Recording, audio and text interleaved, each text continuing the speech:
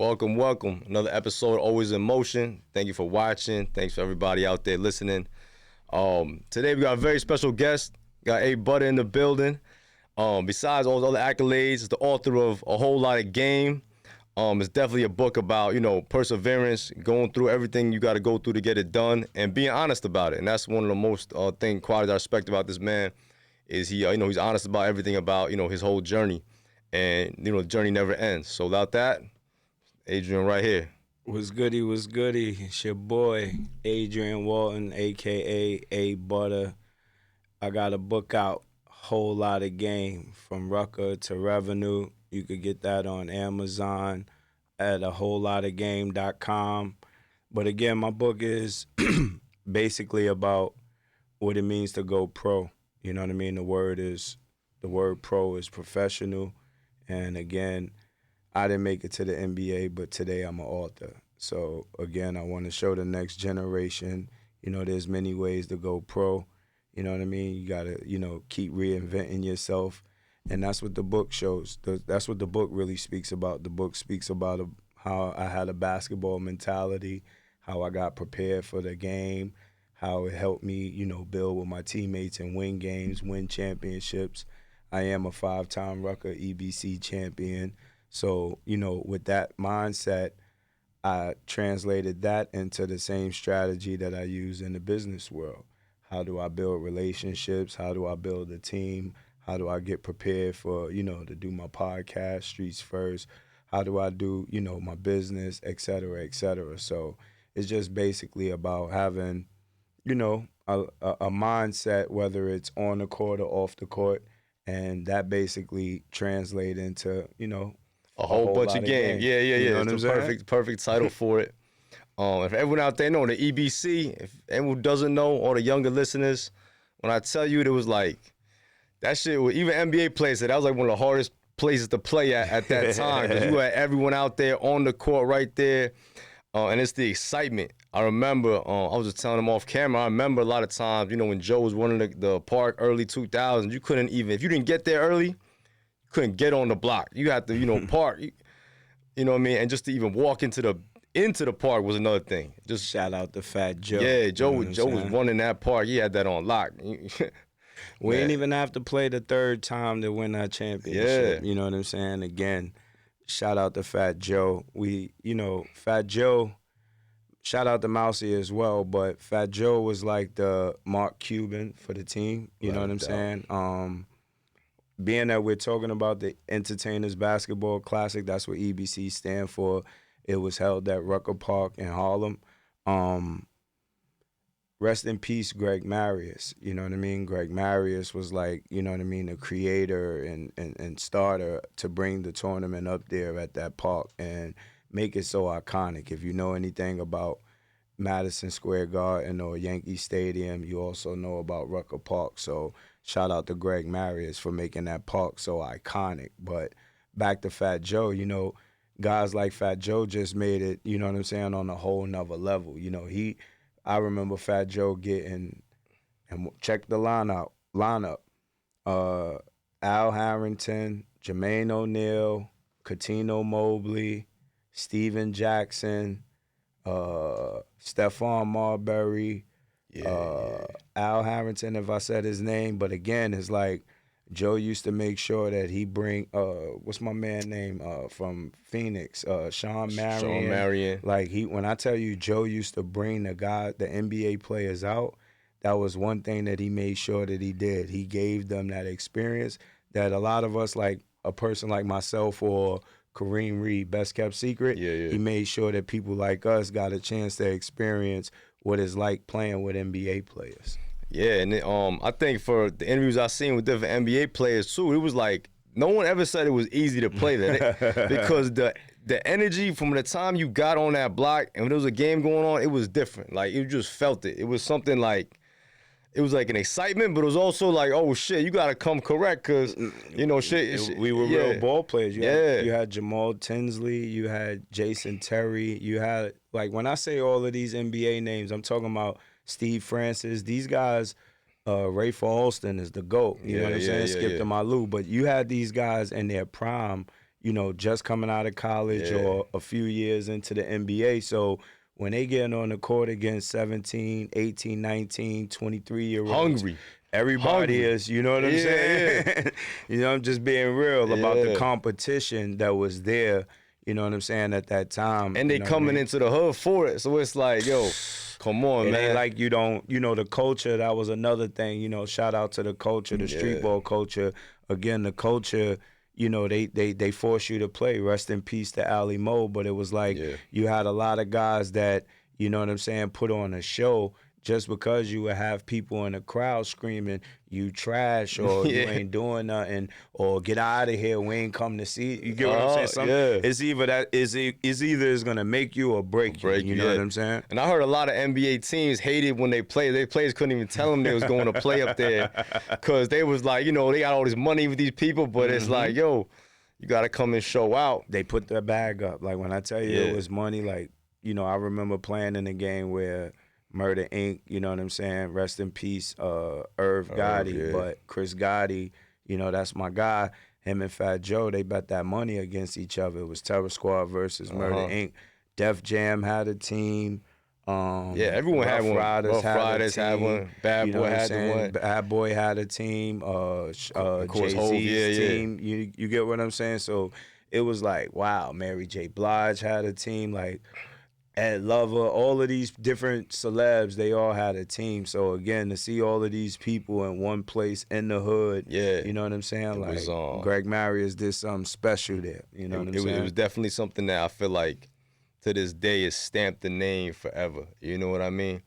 It brought a lot of other stars out too. You know, right after that, you know, you had Kevin Durant coming to break the record. You know what I'm saying? Like you had guys like Lamar Odom. I remember seeing him tear that shit. With the Sham Guard move. Like that's when that game was when it rained. So basically back then when it rained, you know what I mean, you had to go to Gaucho's gym. So again, we always had a rain site, and it was like the things that Lamar Odom was doing back then, it was like, whoa. Yo, you know what I'm saying? And I just seen the interview he did when he was talking about he was, you know, getting high in the off season. And I was like, damn, like, yo, this is... It's funny how when you watch people and their beginnings and their upbringings, and then to see, you know, when you know, make it into some money and being around different exposure of lifestyle, what it could do. You know what I'm saying? So again... Especially at that age, too, though. A lot of times, like, I feel like something that they don't talk about a lot of times, when you get that money at such a young age and all you know has been playing basketball... And then you kind of come in from something that's not, you know, it's like, yo. But if we gonna be honest, man, I mean, not many of us get a chance to, of course, date and live and be with a Kardashian. Yeah, hell so yeah, that's a different type fun. I'm just and he had a show. That's a different type of bag to be around all the time. I'm just saying for him not to be, you know, around exposed to a lot of different things that he might dibble and dabble in. So, without you know what I mean? It's like, you know, you live and you learn. I'm glad to see where he's at now. Yeah, definitely. I'm saying? And I applaud him for being honest about it. You know, that's the one thing. You know, honesty is the most, because nobody's perfect. Everyone got demons. Everyone got shit going on, and no one's here to judge. It's just here to say, yo, the talent that man had, bro, it was incredible for his height and size to be able to move like that. And that's kind of like what the book is about. Again, you know what I'm saying?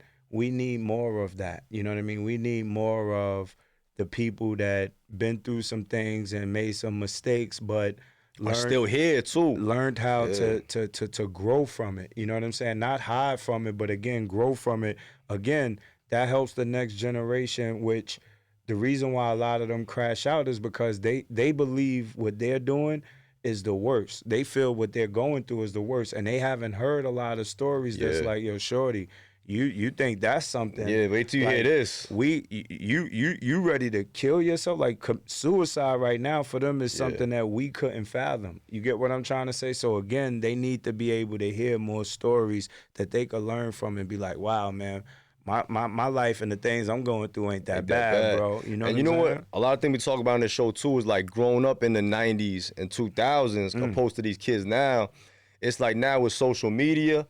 Because back in the day, some shit happened, whatever, you going through it. Now it's just, everything's so right there. It spread faster. People are like, oh shit, this happened. So I get the pressure that these kids have on them now.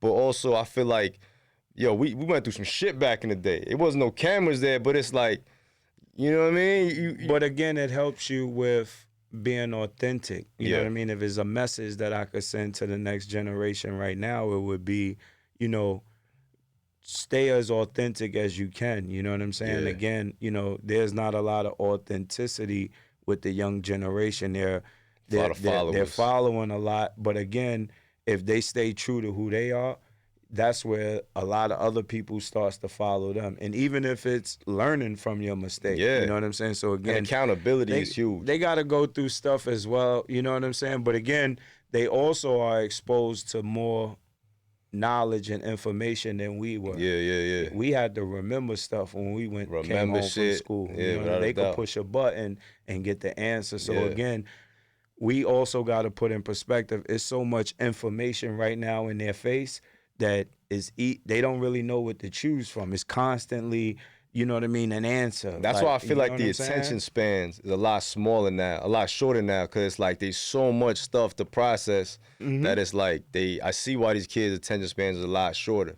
Like, so I've been making these films, right? A lot of my films I've been making them intentionally shorter. That's what's up. Because that's what's I think that's where it's going, you know? Again, if you could hold them for a certain amount of time to where you get them to understand the whole focus, again, their focus is not like ours. It took a lot, you know what I mean, to get us focused. Their focus, you might have to say within 10 minutes, 15 minutes. And that's you know what I mean? Yeah. With us, I ain't gonna lie to you, we might have needed about 40 minutes until we really understood what the pastor was saying in church. Yeah. You know what I'm saying? These kids go, you know what I mean? They get it. They catch on to that. 10 minutes, man. I know where he going with this. I get it. They put it together. So for the basketball stuff and EBC and the Rucker, right? So we've seen now this last, I'd say 10 years, Dykeman has kind of got the crown, right? Shout out to Dykeman. Yeah, shout Stevens. They doing their thing up there. They be doing their thing up there, and I love going to the games. But what do you think sparked it to where, like, 'cause I remember the first time I started going to the actual games over there was probably maybe 2016 or something like that. So I was like, oh, all right, they really, the court was kind of in the cut over there, you know what I mean? Had the gates up a certain way. Yeah, and now then it's different. It was just live. So what do you think made that Dykeman courts come so high? Culture shift. Yeah. I mean, when I say culture shift, you know what I mean? You got to go with where it's live at. The younger generation. I'm saying that a lot was going on and being spoken about in street ball with middle-aged men. And I think there was a culture shift where a lot of people started investing and doing a little bit more into high school and the younger generation. So I say that to say, you know, it was a lot given from Nike to street ball players at 20, 21, 22, 23. They were blessing us with boxes and clothes and stuff. You know what I'm saying? Wow. A lot of the attention was on us, the N1 players, et cetera, that era. So again, there was a shift where Nike and Jordan Brand, they all started investing into high school and the younger generation. And if I'm keeping it real, street ball, I think, announces shift and changes the game. Okay. There was a shift when announcers where, you know, shout out to my man Cha-Ching, you know, he's the voice, you know what I mean, for the younger generation. He invested and spoke and knew a lot more without no paper, you know what I mean, where kids went to high school at, what they were doing in college, how they were playing. So again, the younger generation started to feel that. They started to like that. And, you know what I mean, the shift kind of like went from Rucker to Dykeman. They follow where the announcers and where people were speaking. And then all of a sudden that motion, meaning, you know, kids coming to support each other and other schools coming to support each other.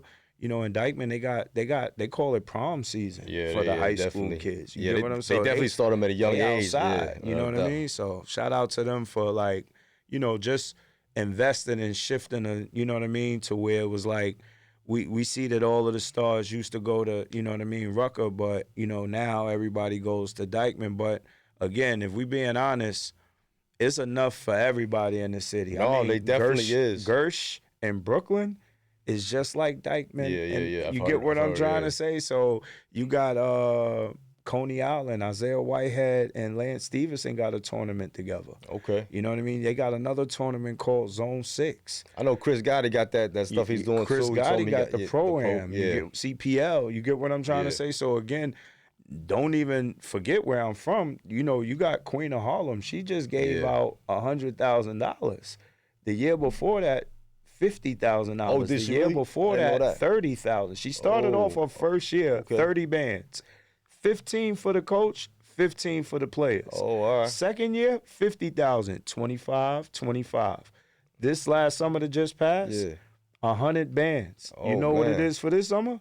What's it? 260. Oh, damn. Hey, bro, to the Queen of Harlem, man. Financial gain. I'm just saying, like, they're shifting in street ball to where you ain't got to go overseas.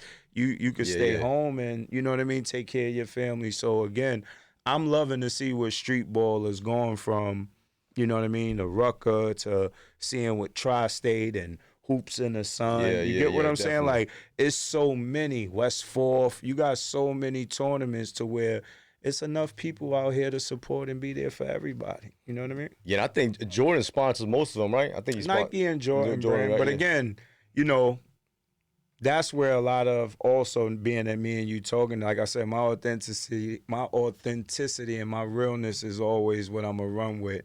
That's what also shifted the culture. You know, Greg always had Reebok sponsoring everything. I remember that, Rucker.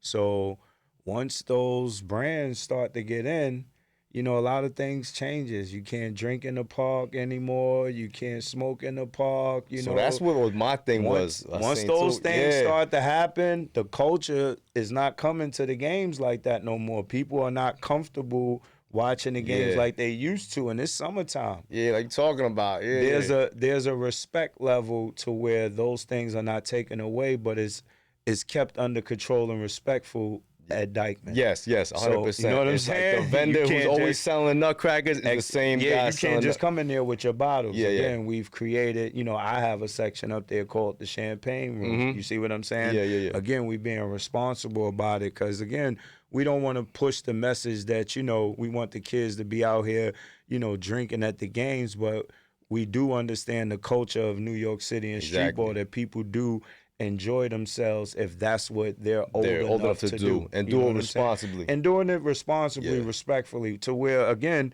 you're never hearing about all of these fights and all of these bad things happening because of the environment. That's like those things are not making those other things affect what's going on. So, again, I love what, if I can, just shouting out all of New York City tournaments and what they're doing. You know what I mean? They're bringing all positive. They're bringing that culture back, man. They really are. My thing about street ball was the favorite thing was people got to really express themselves the way they wanted and the talent they wanted. And especially at that time, people don't, all my younger listeners, the early 2000s, you know, Allen Iverson was the first person to bring that street culture to a place when you went from that Michael Jordan era to the, you know, the streets was in there with, I wore AI. number 3 because of AI. Yeah, AI, I'm just man. being honest. And AI small, man. You know what I mean? I'm 5'8", and he not that much taller than me. And I was like, first time I saw him, I said, damn, y'all made it to the finals. To me, they won that year. Because I'm like, who did they go to the finals with that? Yeah, they had Mutombo, I think. And Derek Coleman, if I'm not mistaken. What was that guy? Eric Snow? Eric Snow. But it wasn't like, I mean? you know, I get what you're saying. McKee, they had a lot of and then veterans, compared to that LA team, there wasn't enough macaroni. Yeah. I mean, enough cheese in that macaroni. But so like the thing about Rucker I thought was dope was like, yo, you just saw everyone who looked like you looked. Like, oh, but then they showing out, you know, crazy. Jamal Crawford, you know he shut it down. Nate Robinson, Brandon Roy, you know what I mean? I saw Zach Randolph, you know what I mean? I got to keep shouting all of these names out because all of these guys came through.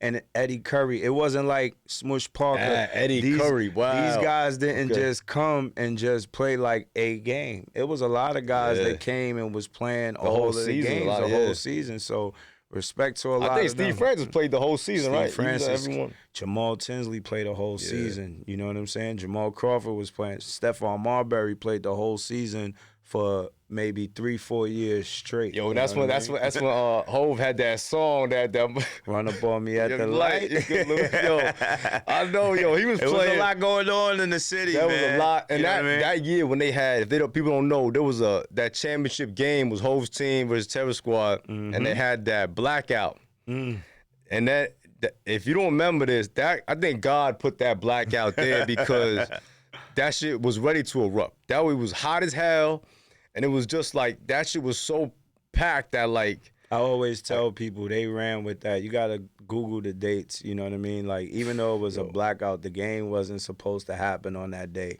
The championship never really happened because OG1 and Fat Joe they had discrepancy about the coin toss ahead of time. So not to even go back into that, but again, you know what I mean? I'm a person, like I always say, that I was robbed of a championship game that I really, really wanted to play in because Rucker EBC was like my NBA. So, you know, those guys at that time with who they were and how they were going at each other, you know what I mean? They cost, you know what I mean, some guys a game that, you know what I mean, we really wanted all over a coin toss. You know what I mean? And a lot of people don't get it, but again, when you play in Rucker, you understand how valuable which bench you choose matters because the court is like a hill. So again, you want the bench on 8th Avenue so that if you going towards the handball court first half, the second half you going downhill. You see what I'm trying to say? So the rules was if you won the championship the year before, you automatically, if you make it back to the championship, you automatically get that bench. Okay. You get what I'm saying? Yeah. Mousy earlier in the daytime during that day, he wound up joking and playing around with OG1 and did a coin toss and lost. Oh, is that what it was? So again, later on that night now when we get to the game, Fat Joe comes in the court and he sees OG1 and them sitting over there. He's, you know, Joe, like, nigga, I don't care what happened. This is my team. Y'all got to get up. And again, OG1 and them, this is back then, but that energy that Joe had and all of us, the squad and everybody there, and them two just trying to sit on the bench and hold that bench until they get off the bus. He went back on that bus and told Jay and them, yo, I don't think this game is about basketball. And they never got off the bus. That's why they lost. Like, you have to sign in 5 players in the book. Okay. My whole Terror Squad team signed in. Only 2 players from them signed in. Oh, shit. So, again, rest in peace, Big Strick, John Strickland, you know what I mean? Franchise, Baby Panda, that was his name. But him and Reggie Freeman, who's still alive, Reggie Freeman played for Texas. Reggie, they called him High Five. High Five signed in. But again, those were 2 guys that was playing with Joe before. They were cool with us, but they traded and went and played with Jay. So they felt comfortable enough to be off the bus and come out onto the court and be around the squad. The rest of them didn't get off the bus. Okay. So guys got to give you the real story. I didn't know what that. I mean? That's I let them run with the blackout, but again, if they really started to interview people that's still alive and was around on Jay's team and on our team, guys gonna tell them the truth. It wasn't on the blackout. They used that as an excuse. Oh, wow. Bro. Okay. Word. Shout out to Mousy, though. Shout out to Rock Nation. What's up, man? Yeah, definitely. Let's get it together. I would love to see a good, just because of Rucker and Dykeman are right there. They ain't that far. I thought if they marketed it correctly and they had like the best of, you know, each squad put together, that would be great for the city, great for the charity. What do you call it? I think you would call it what? Battle of the tournaments? Yeah, like you want to see something like something that? Something like that, like some Battle of the Tournaments. You know, it could be like a Subway Series for Uptown. You know, I think it would be something great. That's dope. That's what me and Mouse was talking about. That's dope. To put it Do together. A little Subway Series, you know what I'm saying? You know what I mean? Even the merch would be crazy. They do something like that when it's called, right now, it's called the Clash Cup. Yeah, I saw that. So that's what... I think it's just not advertised. I just feel like Chris Gotti, you know, being around, rest in peace, Greg Marius back then, and seeing the vision, and then trying to keep the street ball stuff alive because he was a part of that. He's also trying to remix it in his own way, you know, get the network behind you, get the sponsors behind you. Yeah, and he been putting up his own money for that, too. These little Clash Cup things, et cetera, et cetera. So, again, if we could get some more people to come together and, you know, invest into this stuff, you know what I mean? Again, we could market it the right way, and who knows where it can go. Because again, other cities want to come and be a part of this. If Queen of Harlem just did $100,000 tournament, DC was in the championship. I just want you to know, damn, I didn't know that. DC was whipping on New York teams. Oh, wow. And made it to the championship. Damn, DC, man. You know what I'm saying? Shout out to ADC Viola, my man Circus. You know what I'm saying? Circus, part of Viola. He used to play ball and won. You know what I'm saying? Wichita State, if I'm not. But again, my man Circus, he's the coach for ADC. Okay. And his team from Queens, you get what I'm saying? They won. You know what I mean? Wow. Brooklyn, they all holding it down. Woo. He got a mixture, but again, shout out to them because 100,000 now coming back as the reigning champion for 260. More than doubled up. You know what I'm saying? You almost. Yo, man, you know what I mean? That's 130 for you as a coach. Hey, yo, just as a coach, I don't even know what the players, we don't even go say what the players get. 7,000 each, 8,000. But again, to play in a tournament, to win that kind of money, this is what I'm saying, you got to come correct. Because if not, I see them doing that in the what do you call that $1 million tournament. Yeah. I'm just saying we doing this right here in Harlem. Yeah, so this definitely. is why I'm shouting them out, because that's big. We doing that right here. No, it's right here. You know what I mean? It's right here. It's it's everyone's so familiar with it, and it's just great keeping it alive and great seeing it where it is. I would love to see Joe involved again, especially because now everyone's a little older. Everyone's older. Everyone's a little bit more like, all right, and the energy, but they still them. You know what I mean? David Stern, rest in peace to David Stern. Word up. Adam Silver. I mean, he is. I think he could be like which they call him the street ball commissioner, but it's just good to see their presence, you know what I mean? And now that they cool, he on Rock Nation and everything is. So you never know what they might put together. Imagine what they could do now. Like, imagine how big, and now that they have the platforms to do it, imagine how big it could be. Now the whole world gonna see it. We keep motivating them. That's all. We keep motivating because again, Joe, you hear us, man? They watching this. They be seeing this stuff. Without a doubt. Shout out to Joe and Jada. Shout out to them. Definitely, man. Besides that, the NBA in general. What's your thoughts on the NBA? Shout out to the Knicks, of course. And, I mean, if that's first and foremost. Shout out to New York Knicks. You know what I mean? But if anything, I would say, man. If I'm really talking about the NBA right now, I got to give much props to the Wembanyama guy. It's like, we seen Kevin Durant, we seen the Dirks, we seen tall people really show you, with handle and jump shots, But for this kid to have like the whole package with a little bit of guard bedazzle with him. Yeah, a little flavor in the way he moved. Yeah. I just, that's a real freak of nature to me. You know what I mean? Like when we saw Giannis, we was like, wow. But now you looking at him and seeing that, Giannis missing that jump shot. So now you getting him.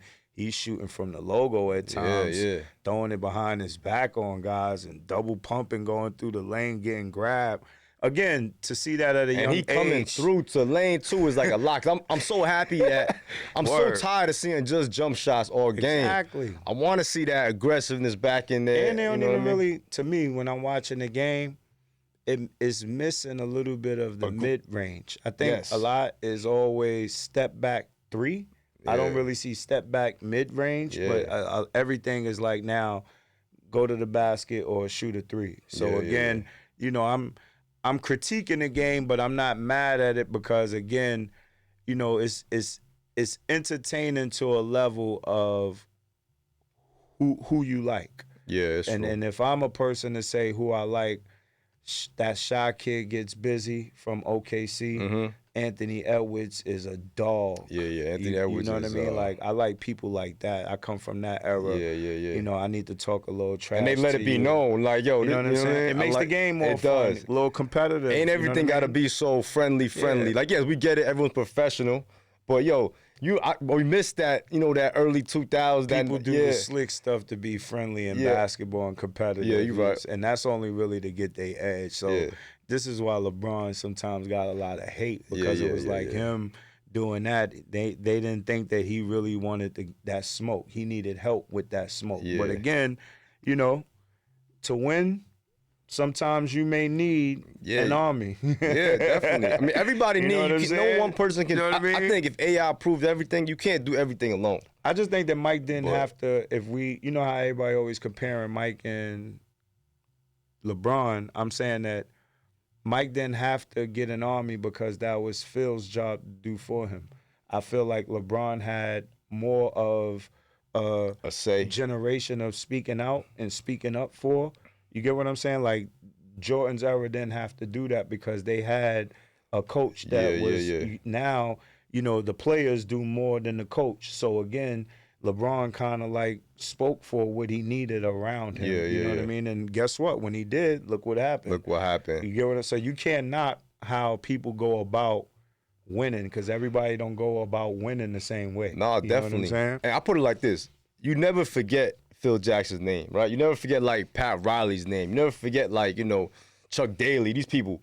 But nowadays, even now, I was forgetting who you don't even know who they name. You don't know who my bro with the ball he had on. From where? From Which coach? from the Lakers. Oh no, from Cleveland, I think. From Cleveland? Yeah. Who's the coach there now? No, when LeBron was with them. Mike Brown? Mike Brown, Is it Mike Brown. Yeah, if I'm not mistaken, it was Mike Brown. Yeah. I think it's something. And the short kid that was coaching them too, Ty Lue. Oh, again, hell yeah. A lot of these guys. Ty Lue, sorry, man. To me, Woodson, if I'm not mistaken, he was one of their coaches. He's the Knicks coach. But again, these guys that we naming, they're player coaches. They're cool more with the player than having to really do the getting their ass on it. I feel like a lot of times some of these coaches back in that fake, they're really gonna be like, yo, that shifted. Lenny Wilkins wasn't trying to hear that. You know what I mean? Those coaches back then, they had a style and understanding of the game that knew how to bring wins. So again, today is like the players is trying to explain to the coaches, you need more of a culture to win. You see what I'm saying? Like winning today, as you can see, those guys in OKC, they all get along together. Yeah. That's how you win today. It's not really the X's and O's because, again, you got guys that's really nice on these teams, but they don't have no camaraderie. They don't have no chemistry. So after a while, you know, they're going to clash. You know. Do you feel like that comes also something that came from the street ball? Because, you know, I feel like in street ball, you had to have, you know what I'm saying, some type of camaraderie. Otherwise, it was like, it might go down right here. Like, you know, fuck this. I ain't, you know, that helps. But you think it was that, I feel like that came from the street ball shit, the way the players would vibe out a lot more. Like, yo, that's my man. I'm going to go to war with him a little bit. We on the same. You know, everybody got a different way of, I think, how they respect the game, if that's what you call it. So again, some people, you know what I mean. They do I need a partner. And then you got some other people that say, hey man, you know, I just need people to ride with me. Okay. So I think today when I'm looking at, you know, the younger generation and what the NBA is modeled after, it's entertainment. It's not even under sports if you Google this. It's under entertainment. So again, they don't really have to have no chemistry. They just really, you know, have to have skill. Yeah. Character, repetition of skill. So I think the ones that you're going to always see winning is the ones that's gelling. And if you look, the Fox kid and them guys in San Antonio, I wouldn't think that they, without Popovich, would still be winning like this. But again, that's how I know chemistry matters. Look, when you look at them, they hugging each other, they having fun, bro. The teams that's doing that, those are the teams that's winning, bro. If you're not having fun with your teammate, you pointing the finger, you going on the gram and you sending subs and all. I'm just saying, I feel like Popovich was like, he was like the Belichick of the league. You know what I mean? He was very like, didn't matter who you was as long as you played in the system. More than anyone, you was going to be good. But he was also good at being a leader and how he was able to do that. Like, you got to be real good to be able to adjust to all the different personalities and characters. You get what I'm saying? Yeah. So that's another thing that I respected about him from the time where he came in at to where he left.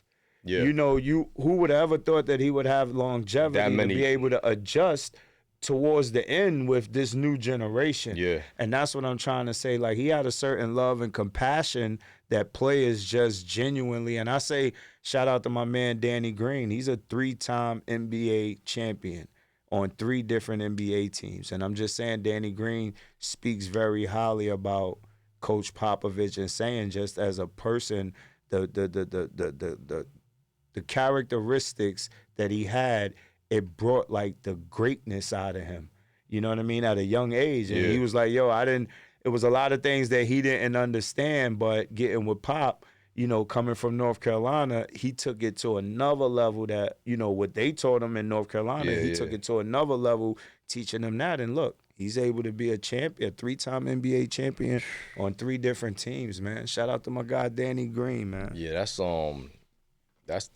man, you get on that level. I just like to see that the fact that the Knicks have been doing good. I ain't gonna lie. Like so I didn't, my mom took me to the Garden one time in it was like 90 that year when Jordan wasn't there. Okay. You know what I'm saying? I was like 10 years old. Out, went to the so when we had that chance, you know what I'm saying? We had that chance, and I remember that's the first time I seen like NBA players, you know what I'm saying? And I remember seeing Patrick Ewing. Now my mom was like, go over there, get an autograph. Yo, I was like, damn, you know, you like a kid, you don't think people are that tall. Looking up at him. And I just had to he just walked past me. But what's my man? Man, Mason. Anthony Mason. Rest in peace. Rest in peace. Yeah, man. Yeah. His son is my guy. Shout out to Anthony Mason Jr. Word. That's what's up, man. He was cool, man. He was cool. People was but yeah, it's just seeing him now. Like, I remember going to one of the games, not going to the game. I couldn't get no tickets, but I just being outside watching the game and in the street last year. I was like, yo, this was it was a good feeling. It was good. I'm a, how do I say it? I'm a person that grew up in Harlem, so to be able to see where the Knicks is at today is like, it's just a beautiful feeling for the city. Yeah, you know what I mean. Again, we've won before, but I just think that the pieces that we have now, you know what I mean, it makes the city feel together. You get what I'm saying? It's like we know we want more, or we could use more, or it could be this or it could be that. But again, I'm just saying, if we're speaking on what we have, you know what I mean, it makes the city feel real good and coming together, you know what I mean? I like how they playing. They playing like they just, you know, they on a mission. They getting along. You said it's good, you know, chemistry there. And they just letting it be known. They here, they going for it. So shout out to my guy Joakim Noah, man. My man Joakim Noah used to play for the Knicks. Shout out to my guy Tim Thomas. He used to play for the Knicks. Yeah, shout out to Stephon Marbury. He used to play for the Knicks. Is he playing in he went to China then to play, right? Marbury. Marbury? Yeah, he got statues and all that. I heard he like Jordan out there, man. I mean, if you can see where we're at today in the world, it's like I would salute people like Rodman, because it's a little bit bigger than what a lot of us know. But again, I would salute people like, you know, Steph, because for them as regular American citizens becoming American and get the love out there, superstars to go to another country and to get their presidents or their, you know, dictators, whatever you want to call them, to show them this kind of love versus knowing that they probably don't even like the president where they're from. But I'm just saying, for those guys to single-handedly build in those places and connect with those people is like, shout out to all of those guys for being able to do that. You know what I mean? Because I know that ain't easy. No, definitely not. But it also shows how dope something like, I always looked at hip-hop, basketball. You know, I used to be boxing when I was younger, like the amateurs. So it's like anything through sports or something through love or creativity, it don't matter what you are. It's because you coming together for something that's around love, it's going to work. And they said we're stronger together. Yeah. You know what I'm saying? Yeah. And that's where, you know, you got to be careful who you following, because, you know, if this the country they say we live in and we're united we stand, divided we fall. So again, if we're choosing to continue to be divided, you know what I mean, we're going to continue to fall. Yeah. And until we start choosing to unite, you know what I mean, then we'll start standing better. No, 100%. I just said it in the last show. Look, it take a lot to control somebody with fear. But out of love, you gonna have someone do something out of love that you don't even know. It's because they just doing it genuinely. Like, yo, I want to see my people good. You know what I mean? I want to see you win. If you have, you know what I mean? If I don't really know you, if I see, he doing his thing, he trying something, he going for it, yo, salute you, brother. You know, that shit, a lot of people don't get it. Like, when you going for something, you putting your all into it, yo, there's one way to go. You know what I mean? How you said everybody got what they call it, their worries. You know what I mean? But again, you gotta let love be a little bit more in your life than your worries. You know what I mean? Yeah, you can't worry about the worries because they're gonna be there regardless. And it actually shapes you. You know what I mean? That's why I'm saying that. You know, when you worry a lot, you know what I mean, you're not open to, you know, really doing for others or thinking about others. You're too stiff. You know what I mean? So again, I always look at like you gotta just whatever you can control it. But everything else, yo, just you tried your best. Let it go. Put that in God's hands, cause you know what I'm saying? If it's gonna work, it's gonna work, man. We call it the serenity prayer. Accept what you can accept and change what you can't change. You know that's what I'm it, saying? man. But that's, you know, but yo, I want to thank you for coming on the show today. That was a lot of game on this, man. Drop a lot of honesty. Free game. Definitely. Shout out to everyone we talked to. Make sure you pick up his book on Amazon. It's definitely the perfect name for a whole lot of game, from record to revenue. And continued success, my brother. Polo, man. Appreciate you, man. Sir. Great things that you're doing. Keep doing what you're doing. And again, you know what I mean? I'm happy to see people like you continuing to do what you do, because again, we need more of that. And I'm saying that to say we need more of people to continue to show people that there is a way. And when I say there is a way, you can't stop. If you don't stop and you keep going, you know what I mean, you don't realize that you are showing people that there is a way by not stopping. So salute you for not stopping, man. Appreciate you, bro. That's why it's always in motion. Double the L for all the lessons we learned along the way. And we got us always, baby. Tune in next week. Catch you. That was a great show. Love, bro. I did not know that about the coin toss. I thought it was some other shit. I thought it was just like. I always try to throw that out. Wow. Because if I sit there and I agree to that, it'd be like I ain't being authentic and honest. And it's like,